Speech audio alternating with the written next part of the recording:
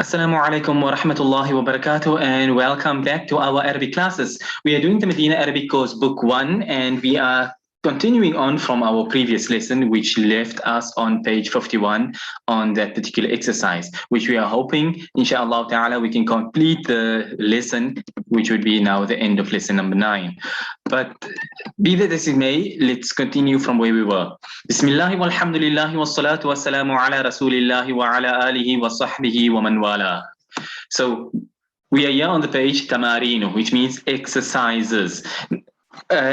Last week we had a little bit where I put a question, or at least I should say the homework was there. Whoever wanted to give the answers, so be it. And I would say the same applies not only for this not only for this class, but all classes going forward, inshallah. If you happen to know the answer when we come to any of the exercises, you're more than welcome to send in the answer. But otherwise, if not, I will continue giving the answers like I was doing in the past. But starting from the exercise, we've got here exercises, tamarinu. Number 1, iqra waktub, read and write. Like I always say, this is an interactive kitab. It's not just sit, listen, go home, go to bed. It's supposed to be, you are supposed to partake in it. You're supposed to be present with the lessons. You're supposed to have a notebook where you jot your notes down and stuff like this. And with regards to anything that you are learning, there needs to be practice from your side. You can't sit in a car and watch somebody drive and say, well, there you go, I got a license, it's as good as a license. No, you need to have the practical nature of things too. Likewise, it comes towards learning Arabic, you need to do the exercise and stuff so that you can be certain that you actually understand how things work. But be that as it may, we are doing number 1 here, read and write. So I'm going to read and translate these ones because that's basically all that we are wanting over here is from you, if you are able to look at these exercises in front of you. What is basically wanting, you must be able to read these words. You can see this minimal harakat on, otherwise everything is free of harakat. Why? Because it's incorporating the lessons that we have learned. So it's wanting to find out, will you put the harakat in the right places? So read it and write it.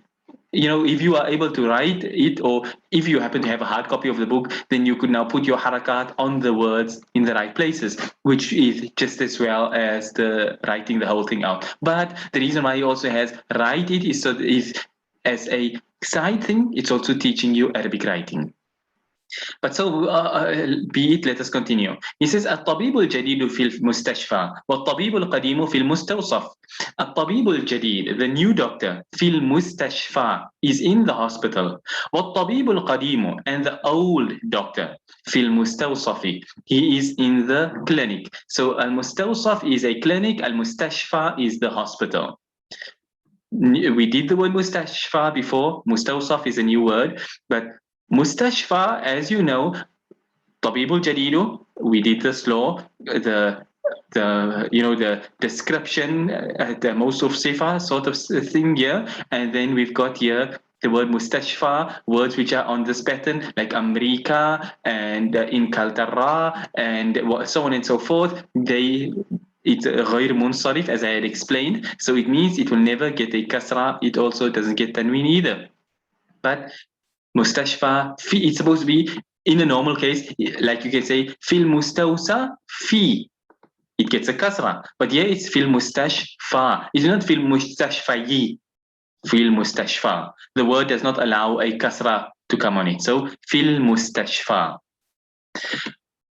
2. القلم المكسور على المكتب. The broken pen. The broken pen is on the desk. القلم المكسور على المكتب. The broken pen is on the desk. المروحة الجديدة في الغرفة الكبيرة. المروحة means a fan, a roof fan, a desk fan, a fan, something that gives wind. So al-mirwahatul jadidatu, mirwaha is feminine due to the ta marbuta, hence why jadida is feminine as well. Al-mirwahatul jadidatu, the new fan. Fi is in. Al-ghurfatil kabirati, it's al-ghurfatul kabiratu, but fi is a preposition, which means that the word which follows it gets a kasra, so it becomes fil ghurfati, and because this is the mawsuf, This is its sifa. They have to correspond with one another. So fil ghurfatil kabirati. المروحة الجديدة في الغرفة الكبيرة. The new fan is in the big room. Number 4. اللغة العربية سهلة. The Arabic language is easy. Like I always say, throughout the exercises in this book, it always will say Arabic is easy, English is difficult, even though you may be saying English is easy and Arabic is difficult, but so be it. اللغة العربية سهلة. The Arabic language is easy. And number 5, الولد الطويل الذي خرج من الفصل الآن طالب من الهندي. It is الولد الطويل, the tall boy, الذي, the one who, خرج من الفصل, left from the classroom or exited from the classroom, الآن, now. The one who exited from the classroom now, what about him?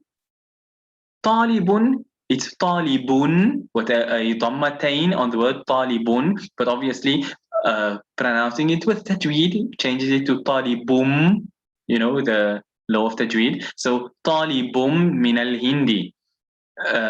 Some people say talibun anyway, but I prefer saying talibum min al hindi. So الولد الطويل الذي خرج من الفصل الآن طالب من الهندي. You must be able to also read at a fast pace, which is something that you will get as you become more fluent in the language. Like if you were learning English, you'd be struggling and speaking slow motion, word for word. But you know, it's nothing to be discouraged over, because it is the way that things work. So the tall boy that exited from the classroom now is a student, talibun. Huwa talibun min al-Hindi is what is actually meant over here, even though the word huwa is not mentioned. So the boy, the tall boy who exited from the classroom now is a student from India. And that's the end of page 51. Let's move on to page 52. 52, starting top of the page, continuing on with the exercises. Number 6, he says, أنا في المدرسة الثانوية. I am in secondary school. المدرسة الثانوية is translated as secondary school. Number 7, ذهب الرجل الفقير إلى الوزير. ذهب, he went. Who went? الرجل الفقير, the poor man. إلى, to a, preposition, remember, إلى الوزير. وزيري on account of إلى. So ذهب الرجل الفقير إلى الوزير. The poor man went to the minister. Al-Wazir translates as the minister. Number 8, جلس الطالب الجديد خلف حامد. جلس, he sat. Who sat? الطالب الجديد, the new student. So the new student sat where? خلف حامدين. خلف is also a preposition. As I mentioned before, all the directions, above, below, in front, behind, left, right, all of them, they make the word which follow it get a kasra. So خلف حامدين. حامدين, because Hamid is a pure Arabic masculine name, so therefore it keeps its tanween. So خلف حامدين. So the new student sat behind Hamid. As I always say, you know, if you have any questions at any time, if anything is unclear, if you need to have me repeat something 5 times over, ask your questions. Don't hold back. There's no such thing as, you know, I'm shy to ask a question now and everything. Ask your question, because everybody can benefit from it. And don't wait until a later stage and then it slips your mind and then you end up missing and not understanding that portion of the lesson. Okay, moving on now to number 9. السكين الكبير حاد جدا. السكين. Tashdid is not on here, but like there's no harakat on here, you must know that this is the word as-sikin. Now, you could have thought it is as-sakin, but is there a word like sakin? The word is sakina with the ta marbuta on the end. So it can't be sakin, so therefore what is it? As-sikin. Now, using a Arabic dictionary, you would look at the word here. Okay, I don't know what it means. Let me open my dictionary. Whether you are using the Hans Wehr dictionary, whether you're using the Al-Mawrid dictionary, whether you are using the Lane Lexicon dictionary, whether you are using the Sakhr dictionary or any other dictionary for that matter, you just simply look at the word and it will give you a meaning. Now you have apps for your phone, you have the internet which has online dictionaries, or you've got offline ones, whichever you take your pick. At the end of the day, you must be able to use any dictionary or whichever dictionary suits your fancy to be able to find any word that you don't know. So as-sikinul kabiru, the big knife. As-sikinu means the knife, the big knife. What about it? Hadun jiddan. Hadun means sharp. Jiddan means very. The big knife is very sharp. Hadun jiddan. As-sikinul kabiru hadun jiddan. It is, if you can see tashdid on the dal, so it is not hadun, but hadun. You pull into the dal before you say the dhammatain on it. So as-sikinul kabiru hadun jiddan. The big knife is very sharp. And number 10. من هذا الولد الصغير؟ هو ابن المدرس الجديد. من هذا الولد الصغير؟ Who is this small boy? الولد الصغير موصوف صفة. Remember, the whole purpose of this lesson was learning موصوف صفة or نعت منعوت, which is موصوف صفة, منعوت نعت. Whatever way, like I say, whichever term you prefer to use, but that's how it is. The one being described, the description. So described comes first, descriptions comes later. But obviously in English, we understand that when you translate it, the small boy. So we would put the description before the described person, and that's how it works. Okay, question, can jiddan be a synonym for kathiran? Not quite. Kathiran means many. Jiddan means very. In English, they're not exactly synonyms. So, when you're talking about very, very old, very fat, very tall, very sharp, very blunt, very dumb, things of that sort. But you don't have many dumb, many fat, you're talking two totally different things. So they're not synonyms of one another. They are two totally separate words. So, من هذا الولد الصغير? Who is this small boy? هو ابن المدرس الجديد. But as you can see, the squiggle on top of the alif, it's being used in this book here to show you that it is known as a hamzatul wasl, meaning a hamza. An alif is also known as a hamza, by the way. So a hamzatul wasl, it means you join over this alif, as if this alif don't exist. In other words, so you've got the word huwa with the fatha on the waw. So if I hide this alif over here and you see the word with what on the bar, it's supposed to be ibn. So remember, alif got a kasra on it in a normal situation. The bar got a sakin. But the alif here, in essence, we've made him invisible. So we've got ha with a fatha on it, with a dhamma on it, wa with a fatha on it, ba with a sakin or sukoon on it, and noon with a dhamma. So huwabnu. You can say huwa ibn al-mudarris al-jadidi. There won't be a problem with it. But fluidity would tell you huwa ibn al-mudarris al-jadidi. He is the son of the new teacher. And that's the end of the first portion of the exercises. Let's move on now to exercise number 2. He says imla in this case here, not the lam has a fatha, the alif has a sakin on it. املأ في الفراغ فيما يلي بالنعت الذي بين قوسين بعد تحليته بأل عند اللزوم. Okay. Why كسرة الجديد ابن المدرسي ابن المدرسي.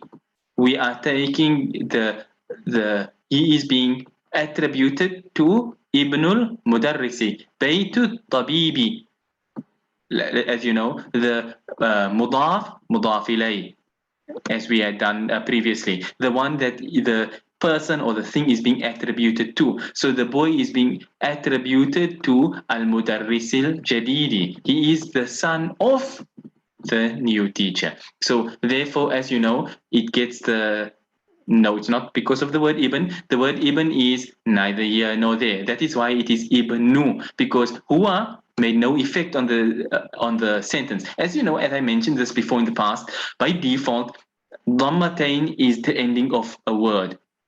When something affects it, the dhammatain falls away and it gets a single dhamma.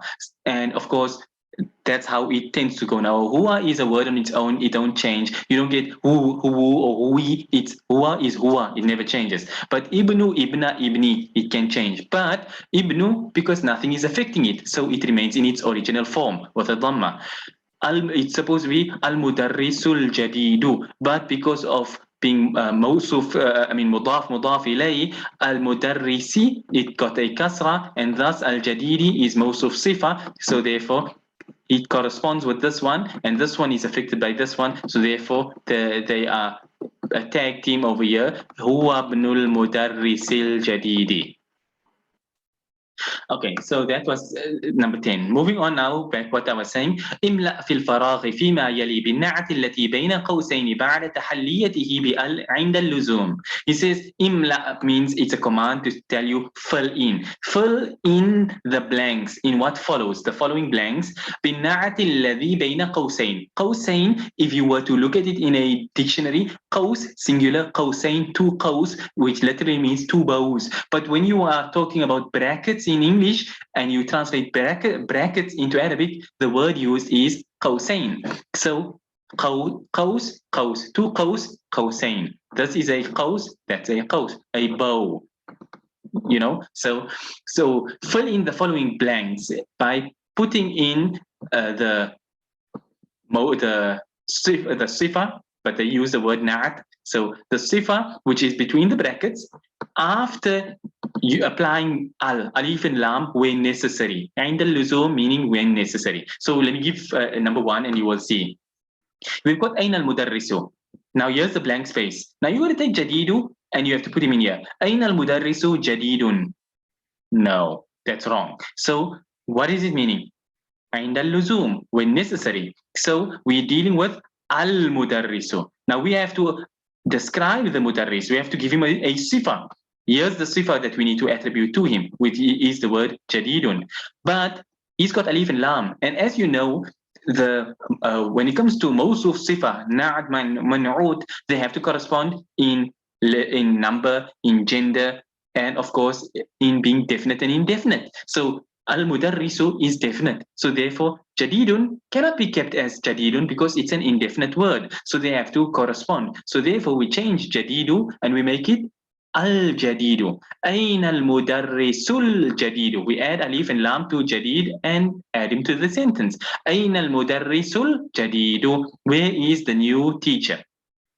I'm going to read the first three. Or at least I'm going to read the second one. Anybody want to take a chance at doing number three while I'm busy with number two? You are more than welcome. I give you at least the time that it delays me to explain number two for you to be able to write your answer for number three. So, أين المدرس الجديد? Where is the new teacher? That was number one. Number two, he says التاجر, the shopkeeper, the businessman. What about him? Here's the blank space. So we've got the word كبير. التاجر كبير في السوق. The businessman is big in the marketplace. May make sense in an English perspective, not quite in the context of Arabic. I always tell people, we tend to have, as non-Arabic native speakers, we tend to think in English and translate it into Arabic. So if it makes sense for us in English, hey, why don't it make sense in Arabic? It don't exactly work like that. So Arabic has its laws and things, and it don't correspond to the laws of English. So التاجر الكبير في السوق. Because remember, we are dealing with mawsuf sifa. So this is a mawsuf. Here's its sifa. It has to also correspond with the mawsuf. Even if you were trying to make some other sentence over here, we are dealing with a specific exercise. So therefore, you got to change this sifa to correspond with this mawsuf. So التاجر kabir, we add عند اللزوم, it's necessary to add alif and lam with it. So التاجر الكبير في السوق, the big businessman is in the marketplace. Okay, let me check the messages over here. Number three. أنا طالب قديم. I am an old student. Okay, one point over here. I see you. Transliteration, as it may be, you write ana talibun qadimun. The alif may be on the word ana, but as you hear me pronouncing it, it's pronounced as ana. Never ana. That alif is never pronounced. So if you want to say ana tajiru, ana alwaladu, ana talibu, never will this alif ever be pronounced. So ana talibun. So ana talibun qadimun. I am an old student. Very good. قديم.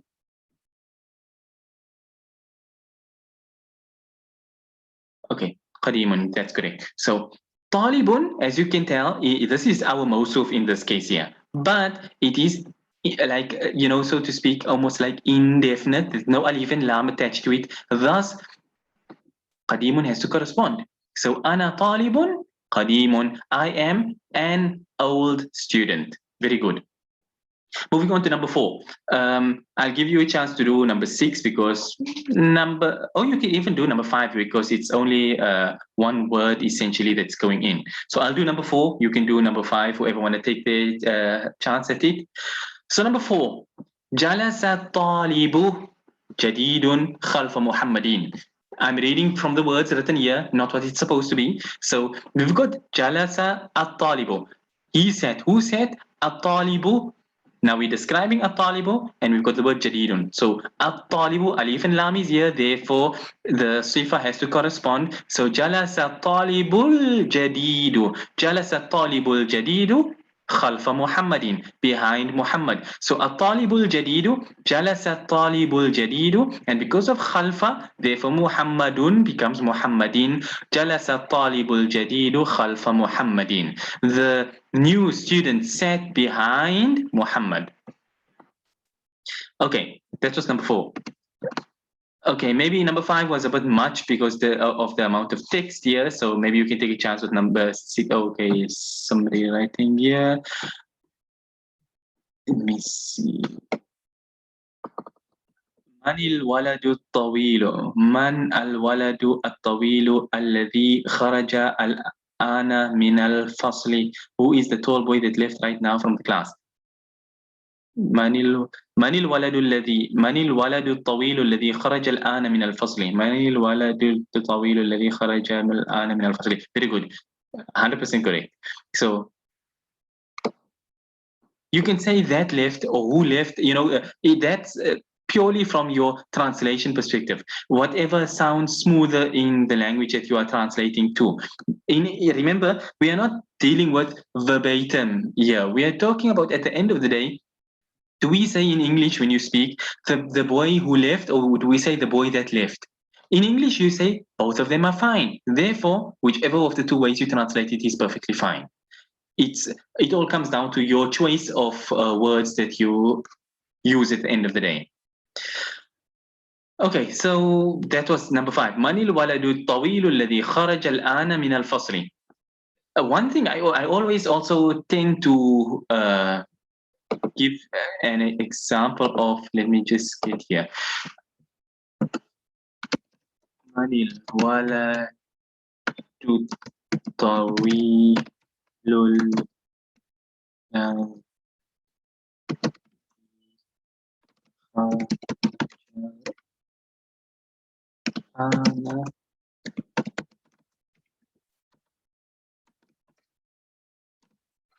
If you can see there, من الولد الطويل الذي خرج الآن من الفصل. It's purely transliteration at the end of the day. But what is the purpose of transliteration? You may call it semantics that I'm saying here now, but the purpose of transliteration is to make it that the person who reads it is able to read it. Now, people have their own transliterations, but let us assume for a moment that I was a person who didn't know anything. You have some Christian, he happens to be logging into the class now and he see the word written here and he would read it as such. Man al-waladu at-tawilu, okay, at-tawilu, alladhi kharaja alana min al-fasli. That's how we would read it, because he doesn't know what he's reading. He's simply seeing the words in front of him, and that's how in English it would be pronounced. But here, manil waladut tawilul ladhi kharajal ana min al fasli. I tend to use my transliteration in this format because at the end of the day, anybody who picks it up and looks at it, sure, they may not know the dal and the za and the dad and those points, but you can tell where the start and the end of the words are. So I tend to be a bit, let's put it this way, a bit of a stickler on the transliteration system for the purpose that it's supposed to make it the person who reads it. Now, if you look at not to bring it up the whole time, but if you look at the point, man al-waladu,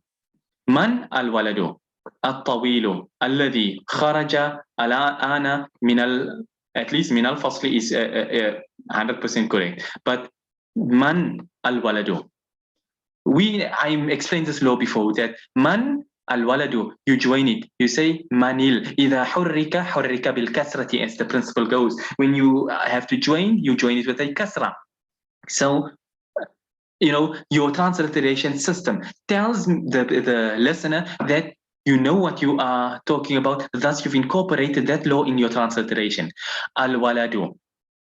I would, in the if I were writing al-waladu, I would have put al-waladu. I'm digressing now, but just, since we are doing Arabic, may as well throw it all out there one time. So I would put al-waladu in that sense, so a person understands this is an alif and lam and not an original portion of the word itself. Same with at-tawilu and things of that sort. Because al-waladu or al-ladhi, al-ladhi is all original. Al-waladu, waladu is original, al is added on. So, at the end of the day, it tends to add to your transliteration system at the end of the day to give a more complete picture to the person who reads it. So that's why I tend to put a lot of emphasis on the transliteration. But anyway, it was a good one. من الولد الطويل الذي خرج الآن من الفصل, 100% correct. So moving on quickly to number 6. Ammaru waladin qasirin. Ammar possess small boy? Not quite. Firstly, Ammarun. Ammar is a pure Arabic masculine name. So therefore, he keeps his tanween. So Ammarun. Then, waladun qasirun. Ammarun waladun qasirun.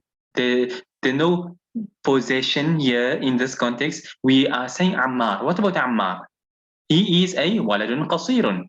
Ammar is a small boy or a short boy. Why can't it be mudaf and mudaf ilayh?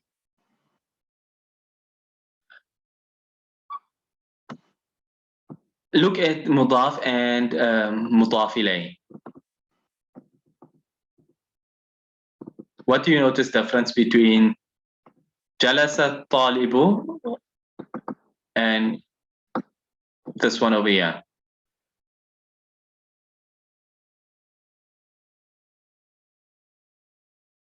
Exactly, no al. So also, yeah, certain things just don't fit. And part of what I was saying is that as your knowledge of Arabic grows, your subconscious will start to guide you along things, and certain things will just sound weird. Something like this would pop out to you as being weird sounding. So Ammarun. Remember, your first point that you would start with is the fact that the name Ammar is pure Arabic, so masculine. So it must have its tanween. So Ammarun. Now you come with your next, now you've got two words which follows, which is waladun qasirun. And let me just go back up here. What was it? Ammarun waladin qasirin, for example, is what you had said. So if you ask yourself, mudaf and mudaf ilay, they have a certain way that they fit. Fatha, Dhamma, Kasra, things of that sort, as we have done before. So, Waladin, Ammaru Waladin Qasirin, or Ammarun Waladin Qasirin. It don't fit any of the yes, it don't tick any of those boxes. That's why. So, Ammarun Waladun qasirun. Ammar is a short boy. Moving on to number 7. Faisalun. Tabibun Shahirun. Our time is running short, so maybe we won't be able to finish the lesson. There's too much left. So maybe we'll just happen to finish this page off here. So this is Faisalun, pure Arabic masculine name. Faisal, as you may have heard, many people in the world having the name Faisal, Faisal, Faisal. This is what the actual name is. Faisalun, Tabibun Shahirun. Faisal is a famous doctor. Number 8. Liman hadha sariru. Maksurun? Don't put. As-sariru, it got to correspond. So therefore, al-maksuru. Liman hadha sarirul maksuru. Liman hadha sarirul maksuru. Who does this broken bed belong to? And number 9. Hadha qalamun maksurun. Same thing. Hadha qalamun maksurun. Here he had alif and lam. Here there's no alif and lam. So therefore, Maksurun had to change عند اللزوم when necessary, because he had alif and lam, he needed to get alif and lam. But they use the same word, just changing this word to show not هذا القلم مكسور or هذا القلم المكسور, but saying هذا قلم مكسور. This is a broken pen. هذا قلم مكسور. This is a broken pen. Number 10. أين السكين حاد. See the no tashdid on the dal, but you're supposed to recognize the word and thus know to incorporate it even in your transliteration and things as well. That's why if you were to see me transliterate it, I would have write HAADD. UN, hadun, like that. Otherwise, hadun, a person may think there's no tashdid on it, but that's just me. So, aina sikinul hadu, al hadu. You have to add alif and lam because of as-sikin. Aina sikinul hadu. Where is the sharp knife? And I'll do the last one that's the end of page 52, but I'll do this last one on page 53 because it's the end of the exercise. So he says, لمن هذه السيارة جميلة. جميلة السيارة عند اللزوم when necessary you've got alif and lam, so الجميلة. لمن هذه السيارة الجميلة. Who does this beautiful car belong to? So لمن هذه السيارة الجميلة. هذه singular feminine because of السيارة being feminine. So therefore الجميلة because of السيارة it has to correspond having the alif and lam. So لمن هذه السيارة الجميلة. Who does this beautiful car belong to? And that's the end of that particular exercise. And yeah, I don't want to push it like last time. And as I'm going halfway finish what I'm saying, boom, the time runs out and we get cut off. So I would rather choose to end on this point here. And it's an easy exercise, number 3. Much of these words here you have already done, so you'll take it as your homework, and next week Wednesday inshallah ta'ala you can see how much of this you can give the answers to. Specifically, I would prefer it in a transliteration form. If you can type it out now, save it on your phone or computer, whatever, and when it comes time for class next week you can just simply paste it in the chat box and a person can see because harakat are all removed. Are you understanding how things are supposed to be by putting your harakat in the correct places? And try and use the transliteration system as I pointed out, like manil waladu, not man al waladu, because otherwise I don't know when I read it where exactly your level is reaching of your understanding of the exercise. But inshallah ta'ala, that will be for next week, Wednesday. For now, we will end and we will continue with our classes tomorrow night, inshallah ta'ala. But until then, we end for now. And one question. Can we use a haraka keyboard and place harakat? By all means, if you want to put the harakat on it and type this whole these words out, I'm going to read it anyway. الطالب الذي خرج من الفصل الآن من إندونيسيا. If you wanted to type it all out in Arabic and put the harakat on it, by all means, that's equally as acceptable, because at the end of the day, it tells me that you understand it. Obviously, if you type it out without a harakat on it, it's written here, I may as well be looking at the book itself. But yes, if you're using a harakat keyboard and the Google keyboard on the phone that I use, Gboard, it does have the harakat, at least on Samsung anyway. On the computer, if you got Windows and you've got the multiple language installed, you can put your harakat on that way. So it all depends. But yeah, you're more than welcome to do that as well. Transliteration or Arabic with harakat, whichever you prefer.